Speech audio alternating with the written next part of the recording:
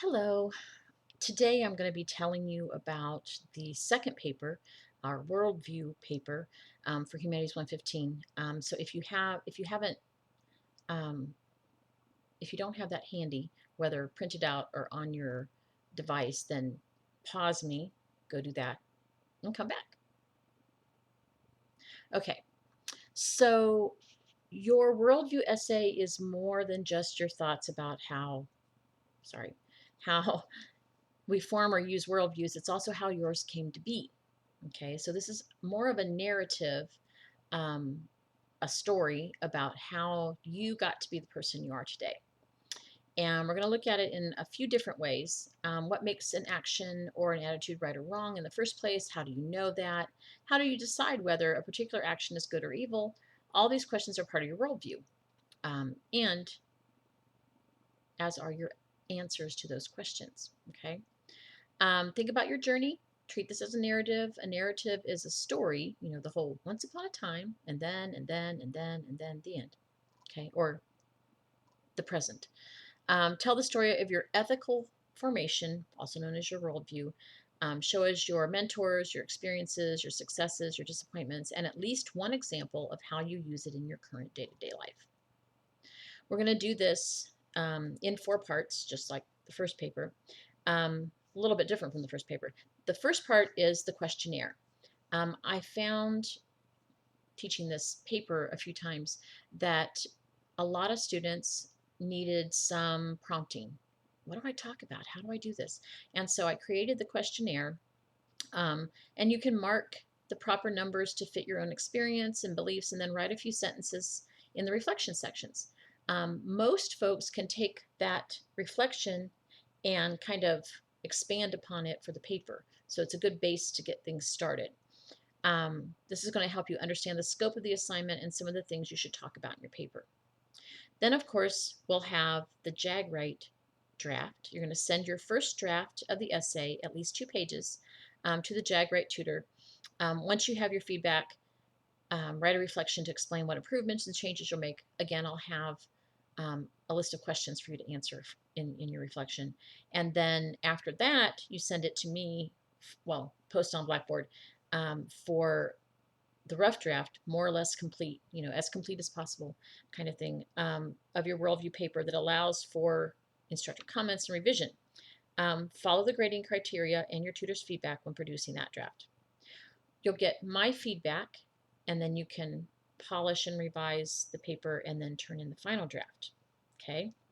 The final formal paper, use your best, most correct standard written English, pay attention to grammar and mechanics, use a varied sentence structure, edit your work. The final draft should be at least 1,000 words, at least 3 pages. Get on that 4th page and be happy. Double spaced, 12-point font, 1-inch margins, normal, okay? Should be about at least 4 paragraphs. Some people have many more than that. If you're worried because you're young, okay, I know we have a lot of our special high school students, right? So ECA, CTLA, all those guys. That's okay. You have, I'm not expecting you to say, oh, this is what it's going to be when I die. No, just now, just for now. Those of us who've been around the sun a few extra times can choose what you want to focus on, okay? Education, life, whatever. At least 3 pages. I will read whatever you write. And I'll tell you this one little story. I had a young man, it's been 5, 6 years ago, who apologized for giving me this huge paper. His paper was 27 pages.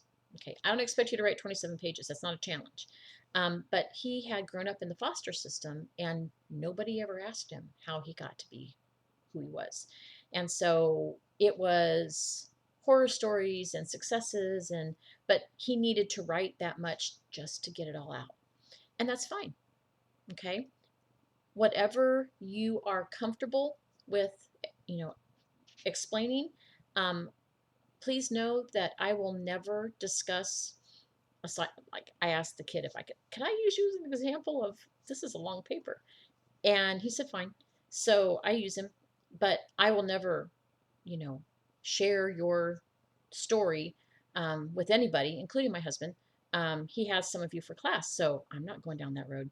For one, it's probably a FERPA violation, and it's just not nice. Okay, I know social media, everybody's all their stuff is out there all the time. Doesn't have to be. So anyway, I want to walk through a little bit of the grading criteria. Okay, so you need an introduction that sets up your story and definitions. Okay, if you're going to use a definition for worldview, use the one from the book. Okay, um, a section that examines the origins of your ethics, focus on your early education, home life, memories. A section that explains reasons why you believe in certain things or don't, what is right and wrong, why are you here, any kind of religious or not religious background. Okay. Um, a section that compares your worldview to other options, whether it's your friends or your family or whatever. We're all slightly different. Some of us are diametrically different, and that's okay. And then at least one examine at least one instance of showing us how you use your worldview today.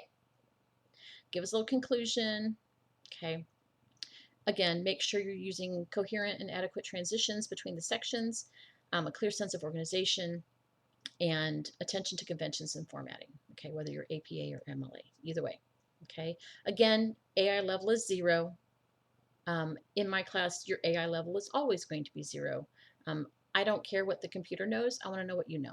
Okay. So um, there are lots of helps and um, additions out there, and we're going to use as many of them as we need. We're always going to do an introductory kind of assignment. In this case, the questionnaire, 2 drafts, one for Jagwright, one for me, and then a final draft. So you have a chance to revise and improve as you go along, so you can get the best work possible, and again, the best grade possible, right? So let me know if you have questions. You know how to get a hold of me. You have my email.